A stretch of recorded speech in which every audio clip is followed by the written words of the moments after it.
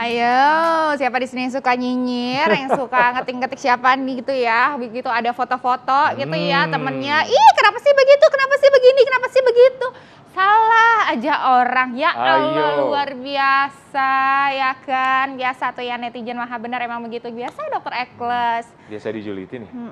Ya gitulah, sedikit curhat, ya? Sedikit. Curhat ya Bu? Sedikit curhat. Nah, gitu langsung ya. Kita tanya ke ahlinya ini, Dokter Lahargo. Apa kabar spesialis kejiwaan? Kabar baik, Dokter. Selamat pagi, Dokter. Selamat pagi, Dokter. Nih kalau lihat Dokter Lahargo gitu kan ya, fresh tenang, ya. Positive vibes. Gitu Positive ya. vibes. Nggak nyeri, nggak iri, nggak dengki, nggak julid, nggak gimana. Oke. Tenang. Nah, Dokter, kita langsung saja ya. Kita langsung saja ke fakta mitos. Apakah iri, dengki, julid tanda gangguan jiwa? Salah satu sifat tanda kegangguan jiwa? Ya, salah satu untuk suatu ya masalah kejiwaan fakta. ya. Iya, fakta tadi. Benar, fakta ya, gitu. Fakta. Karena di zaman yang sekarang ini ada satu penyakit katanya Dokter Ekles dan itu, Dokter Arli, itu katanya penyakit SMS. Apa tuh, Dok? Susah melihat orang senang, senang melihat orang susah. SMS. Jadi ini yang sekarang ini mau kita bahas ya. Iya, bagus. Jadi iri hati itu memang suatu reaksi emosional yang negatif ya. Pada saat kita menyaksikan, melihat orang lain mendapat pencapaian yang lebih, mendapatkan hasil yang lebih baik, dan itu kita merasa tidak nyaman dengan hal yang seperti itu. Nah, kenapa kita merasa tidak nyaman? Karena ketika seseorang itu mendapatkan pencapaian, prestasi, atau hal yang baik, maka biasanya ada dua pilihannya bagi kita. Apakah kita mau mengapresiasi atau memuji dia dengan tulus, atau sebaliknya, kita iri hati, nyinyir, atau julid. Nah, apa yang keluar dari diri kita, itu sangat tergantung dari apa yang memang kita miliki. Kalau dalam diri kita itu memiliki banyak hal yang negatif, banyak hal yang tidak baik, maka itulah yang akan keluar kita ekspresikan. Tapi kalau kita memiliki hal yang positif dalam pikiran dan hati kita, maka yang keluar pun adalah hal-hal yang baik dan yang positif. Nah, sehingga kalau ada iri, nyinyir, dan julid, itu berarti menunjukkan ada suatu insecure dalam diri kita. Ada sesuatu yang tidak nyaman yang sedang kita rasakan dalam kehidupan kita sehari-hari. Setuju. Aduh, kalau Dokter Argo ngomong julid gitu ya, itu benar-benar dalam banget gitu ya. Oke, ini fakta mitos yang berikutnya nih, Dokter Argo. Nyinyir itu adalah tanda dari seseorang mengalami gangguan kepribadian atau bipolar. Ini fakta atau mitos, Dokter? Iya, kadang-kadang dalam suatu masalah atau gangguan kepribadian ataupun gangguan bipolar itu muncul berbagai gejala-gejala gitu ya. Nah, gejala-gejala itu merupakan kriteria dari suatu diagnosis, suatu yang namanya gangguan jiwa. Tetapi kalau masalah kejiwaan itu seringkali muncul berbagai gejala-gejala seperti yang kita bahas pada kesempatan ini. Ada iri hati, ada nyinyir, ada julid gitu ya. Contohnya untuk suatu gangguan kepribadian namanya narsisistik. Nah, gangguan kepribadian narsisistik itu gangguan kepribadian yang selalu ingin jadi nomor satu. Ingin selalu jadi yang utama. Dia selalu memamerkan prestasinya, pencapaiannya, kehebatannya. Dan ketika ada orang lain yang lebih dari dia, maka muncullah perasaan iri hati tersebut. Nah, ini yang kita sebut gangguan kepribadian narsisistik. Nah, ada lagi gangguan mood. Nah, gangguan mood seperti depresi atau pada gangguan bipolar, pada episode depresinya, dia itu ngerasa rendah diri, tidak berharga, sehingga ketika ada orang lain yang merasa yang lebih dari dirinya, disitulah muncul perasaan insecure, perasaan tidak nyaman. Dan ini yang kemudian muncul lewat perilaku iri hati, nyinyir, atau julid. Julid? Ya, berarti benar. ini fakta dong ya, Dok ya? Fakta ya, Dok ya? Benar. Fakta. Oke.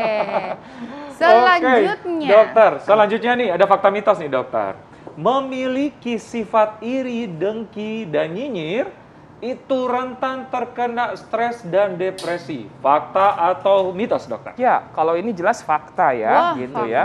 Karena pada waktu orang itu merasa iri, merasa nyinyir, dan julid, itu menunjukkan bahwa ada yang tidak nyaman di dalam dirinya. Ada suatu kekurangan, sehingga membuat dia melakukan hal seperti itu. Nah, di tengah kondisi kita yang punya value, nilai, dan agama bahwa, oh nggak boleh loh iri hati sama orang lain, maka biasanya perasaan itu akan dipendam. Nah, semakin lama dipendam dan tidak bisa diventilasikan, dia akan bertumpuk. Dan itulah yang akan memunculkan berbagai perilaku agresif misalnya, menulis dengan kata-kata verbal di media sosial yang kasar, ataupun ada perilaku-perilaku agresif yang lainnya. Kadang-kadang kita bisa melihat orang yang iri hati, yang nyinyir atau yang julid itu dengan tadi ya, bergosip, ngomongin orang lain, atau malah memuji yang berlebihan. Nah, memuji yang berlebihan juga menunjukkan bahwa sebenarnya dok, ya? iya, betul sekali. Hati-hati juga dengan itu. Gitu ya. Nah, itu ternyata juga gangguan gitu, Dok. Apa gimana? Salah satu. Ya, masalah ya? kejiwaan itu kan banyak ya, beraneka ragam ya. Jadi dalam setiap waktu dalam kehidupan setiap orang bisa saja dia punya suatu masalah kejiwaan kalau dia nggak bisa meregulasi pikiran dan perasaannya yang tidak nyaman. Nah, itu dia.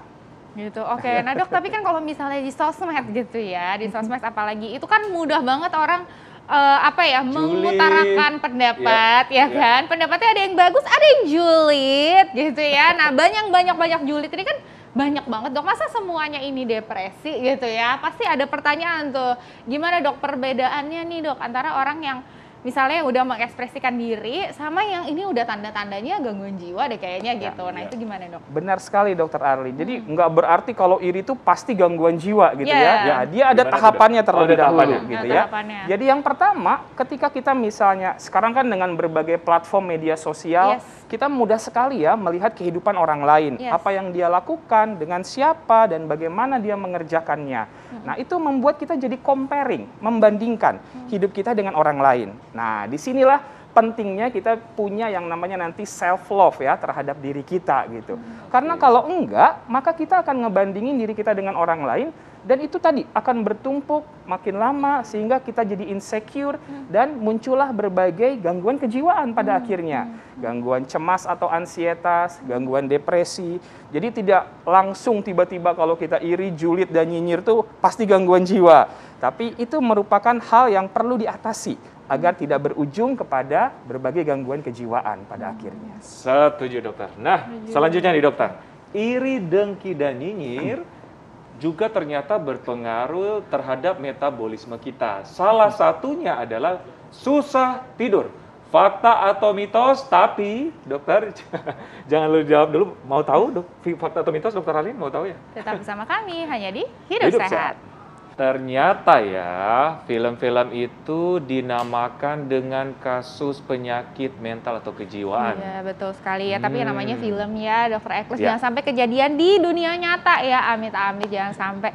Nah, ini ada fakta atau mitos yang belum dijawab nih, Dokter. Mengalami gangguan tidur itu juga jika sering iri. Itu ternyata kita bisa sampai ngefek ke metabolisme. Salah satunya gangguan tidur ya, Dokter. Gangguan tidur. Ini fakta atau mitos, Dokter? Iya, itu adalah fakta ya. Fakta. Benar. Karena apa yang kita pikirkan berulang-ulang dan terus-menerus tentunya akan mengganggu kemampuan tubuh kita untuk menjalankan aktivitasnya sehari-hari. Dan salah satunya itu adalah tidur yang terganggu. Nah, tidur yang terganggu ini penyebabnya bisa karena pikiran dan perasaan yang berat, yang tidak nyaman, yang berujung kepada gangguan kecemasan ataupun gangguan depresi. Dan inilah yang menyebabkan tidur terganggu. Kalau tidur sudah terganggu, maka dia akan menurunkan imunitas tubuh kita, menurunkan juga kemampuan kita untuk memanajemen stres dalam kehidupan kita sehari-hari. Dan itu memudahkan kita terserang berbagai penyakit pada akhirnya, yang akhirnya juga membuat kehidupan kita menjadi tidak baik. Jadi harus dihindari tadi ya, pikiran dan perasaan yang berlebihan seperti iri hati, julid, nyinyir, dan yang lainnya. Oke, gangguan... Termasuk gangguan pernafasan kah, Dok? Ya, gangguan tidur ya? Ya, itu gangguan tidur. Kalau gangguan pernafasan mungkin kalau dia udah menjadi suatu gangguan kecemasan ya, atau ansietas. Nah, kalau gangguan ansietas itu salah satu ciri-cirinya itu adalah nafasnya seperti nggak plong, ada semacam panic attack gitu ya. Jadi takut, khawatir yang berlebihan yang menyebabkan pernafasannya pun menjadi tidak teratur pada akhirnya. Baik, Nah, ini baik. banyak sekali ya informasinya ya dok ya dok.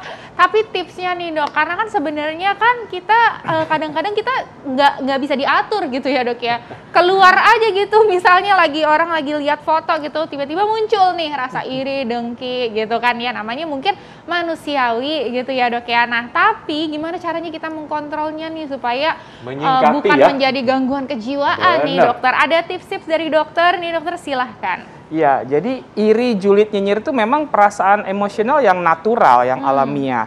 Tinggal bagaimana kita bisa meregulasinya dengan baik agar tidak berlebihan dan bisa berujung pada masalah atau gangguan jiwa. Jadi tipsnya adalah melakukan yang namanya self-love gitu ya. Self-love itu ada 4 tingkatannya. Yang pertama itu self-awareness. Coba kita kenali dulu potensi, kelebihan, dan kekurangan kita gitu ya. Kemudian berhenti membandingkan diri kita dengan diri orang lain gitu ya, karena kita ini adalah suatu individu, seseorang yang unik, yang berbeda dengan orang lain. Yang kedua adalah self-worth gitu ya, harga diri kita. Coba kita menjadi diri kita yang terbaik gitu ya. Be yourself but the best version of you. Nah, ini juga membuat kita jadinya punya harga diri sendiri. Yang ketiga adalah self-esteem, kepercayaan diri. Mencoba hal-hal yang baru tanpa harus takut salah gitu ya, takut kemudian dikomentari orang lain, itu akan membuat kita punya kepercayaan diri yang baik.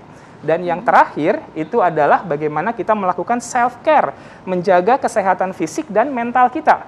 Berolahraga teratur, makan yang baik, tidur yang cukup, dan manajemen stres. Nah, itu akan membuat kita memiliki suatu self-love dalam diri kita, dan kita mengapresiasi, menghargai diri kita sendiri, dan kita terhindar dari berbagai perasaan iri, nyinyir, dan julid tersebut.